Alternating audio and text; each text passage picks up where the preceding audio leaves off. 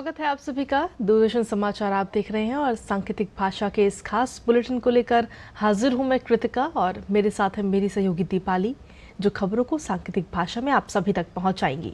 तो चलिए शुरुआत करते हैं इस खास बुलेटिन की और सबसे पहले देख लेते हैं सुबह की हेडलाइंस।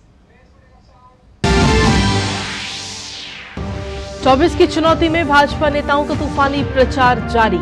जेपी नड्डा नागालैंड के चुमोके दिमा में एनडीए की चुनावी रैली को करेंगे संबोधित। अमित शाह तमिलनाडु, राजस्थान और उत्तर प्रदेश में करेंगे प्रचार। वहीं राजनाथ सिंह दंतेवाड़ा और कांकेर में करेंगे चुनावी रैली।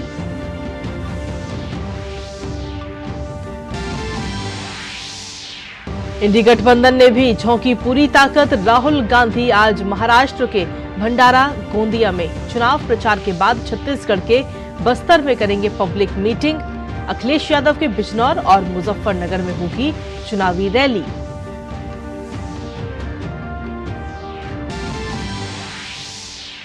विदेश मंत्री डॉक्टर एस जयशंकर ने आतंकवाद के खिलाफ भारत के कड़े रुख को दोहराया। कहा, सीमा पार आतंकवादियों को नहीं किया जाएगा बर्दाश्त।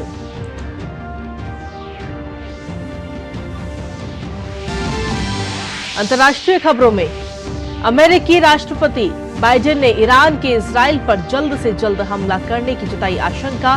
भारत समेत कई देशों ने जारी की ट्रैवल एडवाइजरी।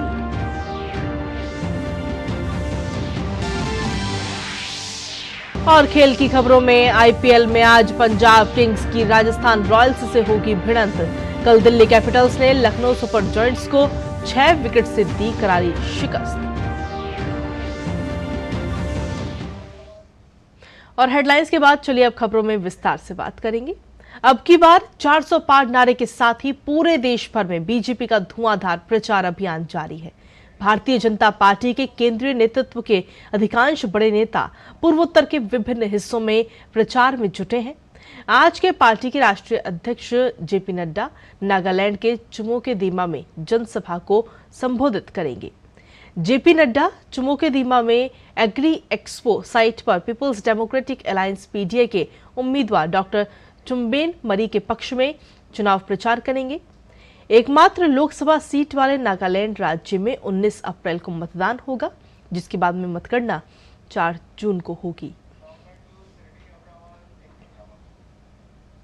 और वहीं लोकसभा चुनाव के लिए भारतीय जनता पार्टी लगातार धुआंधार प्रचार कर रही है और इसी कड़ी में बीजेपी के स्टार प्रचारक और केंद्रीय गृह मंत्री अमित शाह आज तमिलनाडु, राजस्थान और उत्तर प्रदेश में चुनाव प्रचार करेंगे। सबसे पहले अमित शाह तमिलनाडु पहुंचेंगे, जहां वो कन्याकुमारी में सुबह 11 बजे रोड शो करेंगे। कन्याकुमारी लोकसभा क्षेत्र में अमित शाह मेटुकडाई जंक्शन से ओल्ड बस स्टैंड तक रोड शो कर पार्टी उम्मीदवार पी राधाकृष्णन के समर्थन में जनता से वोट मांगेंगे। अपने तमिलनाडु दौरे के बाद अमित शाह राजस्थान में चुनाव प्रचार करेंगे। यहां पर अमित शाह अलवर के हरसौली में शाम 4 बजे एक जनसभा को संबोधित करेंगे। यहां पार्टी ने भूपेंद्र यादव को चुनावी मैदान में उतारा है। वहीं इसके बाद में अमित शाह उत्तर प्रदेश के गौतम बुद्ध नगर लोकसभा क्षेत्र से बीजेपी उम्मीदवार महेश शर्मा के समर्थन में एक चुनावी जनसभा को संबोधित करेंगे। लोकसभा चुनाव के पहले चरण की वोटिंग में अब महज 1 सप्ताह से भी कम का समय रह गया है। 19 अप्रैल को पहले चरण के चुनाव के लिए वोटिंग होगी। इसे देखते हुए राजनीतिक पार्टियां ताबड़तोड़ रैलियां और जनसभाएं भी कर रही हैं। वहीं भाजपा के वरिष्ठ नेता और रक्षा मंत्री राजनाथ सिंह आज छत्तीसगढ़ के बस्तर और कांकेर लोकसभा क्षेत्र में चुनाव प्रचार के लिए पहुंच रहे हैं। राजनाथ सिंह दंतेवाड़ा में भाजपा प्रत्याशी महेश कश्यप के पक्ष में जनसभा को संबोधित करेंगे। दंतेवाड़ा से निकलकर राजनाथ सिंह बालोद में भाजपा प्रत्याशी भोजराज नाग के लिए जनसभा को संबोधित करेंगे। और जैसे जैसे लोकसभा चुनाव 2024 के पहले चरण की तारीख नजदीक आ रही है, कांग्रेस अपने चुनाव प्रचार को तेज करने में जुट गई है। इसी क्रम में कांग्रेस नेता राहुल गांधी आज छत्तीसगढ़ और महाराष्ट्र में पार्टी उम्मीदवारों के पक्ष में चुनावी जनसभाओं को संबोधित करेंगे। राहुल गांधी सबसे पहले छत्तीसगढ़ के बस्तर जिले के लाल बहादुर स्टेडियम में रैली को संबोधित करेंगे, जिसके बाद वो महाराष्ट्र के भंडारा गोंदिया लोकसभा क्षेत्र में महाविकास अघाड़ी के उम्मीदवार के लिए प्रचार करेंगे। गौरतलब है कि लोकसभा चुनाव के पहले चरण में विदर्भ की 5 लोकसभा सीट नागपुर, रामटेक, भंडारा गोंदिया, गढ़चिरौली, चिमूर और चंद्रपुर में 19 अप्रैल को मतदान होगा। इन सभी निर्वाचन क्षेत्रों में अपनी जीत को सुनिश्चित करने के लिए कांग्रेस और महाविकास अघाड़ी ने प्रचार का मोर्चा संभाल लिया है। वहीं समाजवादी पार्टी ने भी चुनाव प्रचार में पूरी ताकत झोंक दी है। पार्टी प्रमुख अखिलेश यादव आज मुजफ्फरनगर और बिजनौर में चुनावी हुंकार भरते हुए नजर आएंगे।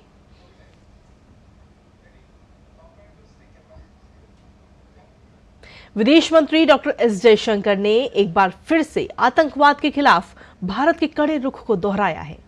मुंबई में 26/11 हमले के बाद यूपीए सरकार ने कई दौर की चर्चा की, बहुत मंथन किया और किसी निष्कर्ष पर नहीं पहुंचे। उन्होंने कहा कि आतंकियों को ये नहीं लगना चाहिए कि हम इस लाइन के उस पार हैं तो कोई हमें छुएगा नहीं। एस जयशंकर ने कहा कि आतंकवादियों को जवाब देने के कोई नियम नहीं होते। एस जयशंकर ने आगे कहा कि मुंबई हमले के बाद एक भी व्यक्ति ऐसा नहीं था जिससे ऐसा महसूस हुआ हो कि हमें प्रतिक्रिया नहीं देनी चाहिए थी। और अब बात अंतर्राष्ट्रीय खबरों की करते हैं, जहां अमेरिकी राष्ट्रपति जो बाइडेन ने कहा कि उन्हें आशंका है कि ईरान जल्द ही इजराइल पर हमला कर सकता है, क्योंकि इस महीने की शुरुआत में हवाई हमले में शीर्ष कमांडरों की मौत की वजह से ईरान की ओर से प्रतिशोध की आशंका बढ़ गई है। क्षेत्रीय युद्ध की आशंका बढ़ने के कारण हाल के दिनों में इजराइल पर ईरानी जवाबी हमले के लिए अमेरिका हाई अलर्ट पर है। वहीं राष्ट्रपति जो बाइडेन ने कहा कि अमेरिका इजराइल की रक्षा के लिए समर्पित है और ईरान सफल नहीं होगा।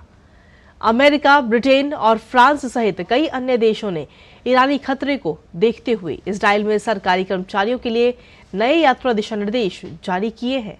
इसी बीच हिजबुल्लाह ने लेबनान से इजराइल की ओर दर्जनों रॉकेट दागे। इजराइल रक्षा बल के प्रवक्ता ने कहा कि लगभग 40 मिसाइलें और 2 विस्फोटक ड्रोन दागे गए हैं। किसी के हताहत होने की सूचना नहीं है। वहीं भारत सरकार ने ईरान और इजराइल को लेकर ट्रैवल एडवाइजरी जारी की है। विदेश मंत्रालय ने कहा कि क्षेत्र में मौजूदा स्थिति को देखते हुए सभी भारतीयों को सलाह दी जाती है कि वो अगली सूचना तक ईरान या इजराइल की यात्रा ना करें। इसके साथ साथ जो लोग इजराइल या ईरान में रह रहे हैं उनसे अनुरोध है कि वो वहां भारतीय दूतावासों से संपर्क करें और अपना रजिस्ट्रेशन कराएं। अपनी सुरक्षा को लेकर अत्यधिक सावधानी बरतें और कोशिश करें अपनी गतिविधियों को सीमित रखें। इंडियन प्रीमियर लीग में आज राजस्थान रॉयल्स और पंजाब किंग्स की टीम आमने सामने होंगी। इस सीजन में राजस्थान रॉयल्स का सफर शानदार रहा है।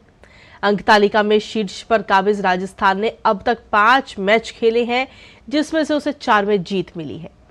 वहीं दूसरी ओर पंजाब किंग्स अब तक खेले गए 5 मैचों में से 2 में ही जीत दर्ज कर पाई है। पिछले मैच की बात करें तो दोनों ही टीमों को करीबी हार का सामना करना पड़ा था। आज होने वाले मैच में पंजाब किंग्स की कोशिश अपने घरेलू मैदान पर जीत दर्ज करने की होगी, तो वहीं राजस्थान रॉयल्स भी अपने पिछले प्रदर्शनों को दोहराते हुए शीर्ष पर अपनी स्थिति मजबूत करना चाहेगी। और वहीं कल खेले गए मुकाबले में दिल्ली कैपिटल्स ने लखनऊ सुपर जॉयंट्स को 6 विकेट से हरा दिया। लखनऊ ने पहले बल्लेबाजी करते हुए 20 ओवर में 7 विकेट खोकर 167 रन बनाए। जवाब में दिल्ली ने 18.1 ओवर में 4 विकेट गंवाकर 170 रन बनाए और इस सीजन की दूसरी जीत हासिल की।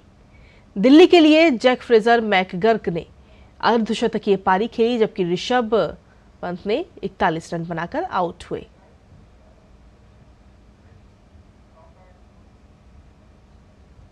आज चैत्र नवरात्रि का 5वां दिन है और 5वें दिन मां दुर्गा के स्वरूप स्कंद माता की पूजा आराधना की जाती है।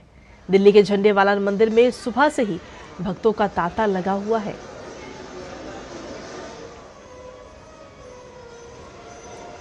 तो ये तस्वीरें आपको दिखा रहे हैं दिल्ली के झंडेवाला मंदिर की, जहां पर भक्त जो हैं श्रद्धालु सुबह से ही लंबी लंबी कतारें लगा करके माता के दर्शन करने के लिए पहुंच रहे हैं।